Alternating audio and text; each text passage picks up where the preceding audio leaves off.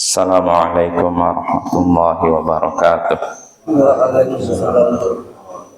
Alhamdulillah wassalatu wassalamu ala rasulillah wa ba'd. Ayol ikhwah azzani wa azzakumullah. Kita lanjutkan pembacaan kitab Al-Adabul Mufrad karya Imam Al-Bukhari. Berkata Imam Al-Bukhari rahimahullah, babun man latama abdahu falyu'tiqhu min ghairi ijab. Bab siapa yang menampar budaknya, maka hendaknya ia memerdekakannya tanpa kewajiban darinya, tanpa merupakan kewajiban darinya. Bab siapa yang menampar budaknya, maka hendaknya ia memerdekakannya tanpa kewajiban darinya. Artinya Imam Al-Bukhari dari judul bab ini menganggap kalau seorang menampar budaknya maka dia memerdekakan, tapi pemerdekaannya ini bukanlah kewajiban. Artinya cuma dianjurkan dan disunahkan. Artinya Bapak, ini pendapat Imam Bukhari dan ini pendapat mayoritas ulama. Jumhur ulama berpendapat kalau seorang majikan menampar budaknya maka dia disunahkan memerdekakannya, bukan diwajibkan. Ini pendapat jumhur ulama. Namun pendapat sebagian ulama, diantaranya Imam Asy-Syaukani, siapa yang menampar budaknya maka wajib memerdekakannya.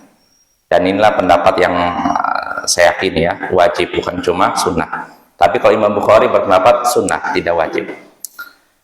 Kita baca hadisnya. Berkata Imam Al-Bukhari rahimahullah, haddatsana Adam qal haddatsana Syu'bah qal haddatsana Husain qal sami'tu Hilal bin Yassaf yaqul kunna nabi'ul bazza fi dari Suwaid bin Muqarrin fa kharajat jariyatun faqalat li rajulin syai'an falatamaha dzalika ar-rajul faqala lahu Suwaid bin Muqarrin alatamta wajhaha laqad ra'aituni sabi'a sab'atin wa ma lana illa khadim falatamaha ba'duna fa'amarahu an-nabiyyu sallallahu alaihi wasallam an yu'tiqaha.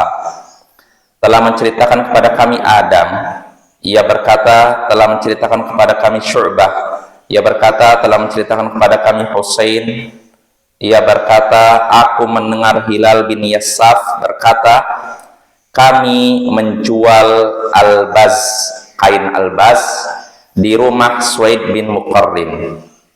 Lalu keluarlah seorang budak perempuan. Ia berkata, mengatakan sesuatu kepada seseorang pria. Tiba-tiba pria itu menamparnya. Maka Suwaid bin Muqarrin pun berkata kepadanya, kamu menampar wajahnya? Sungguh aku pernah mendapati diriku salah satu dari 7 orang keluarga, kami 7 orang berkeluarga, tidak ada yang kami miliki kecuali seorang budak, seorang pembantu budak di sini.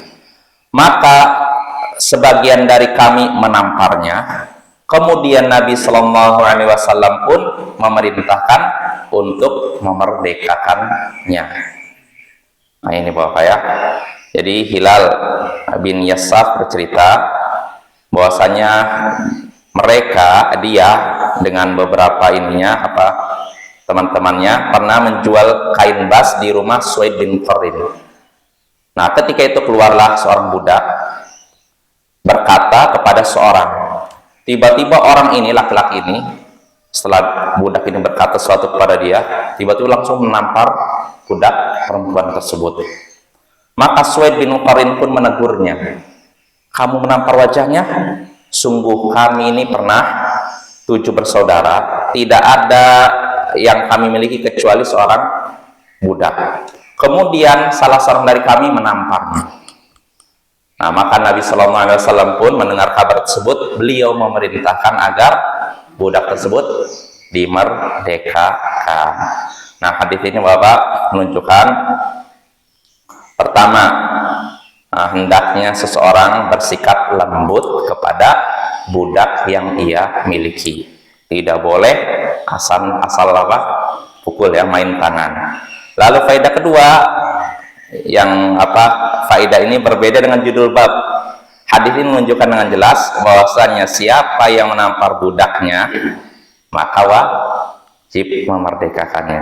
Kalau Imam Bukhari kan tadi bab siapa yang memukul budaknya maka hendaknya ia memerdekakannya tanpa kewajiban darinya. Artinya tidak wajib. Padahal lahiriah hadis menunjukkan wajib. Karena setelah ditampar budak tadi, Nabi nyuruh apa? Memerdekakan. Nah, itulah dua faidah yang bisa kita petik dari hadis tadi. Pertama, perintah untuk bersikap lembut kepada budak. Lalu kedua, siapa yang menampar budaknya tanpa ada kesalahan dan tanpa melakukan kriminalitas, maka ia wajib memerdekakannya. Wassallallahu ala nabiyyina Muhammadin wa ala alihi wa sahbihi ajma'in. Akhiru da'wana anil hamdulillahi rabbil alamin.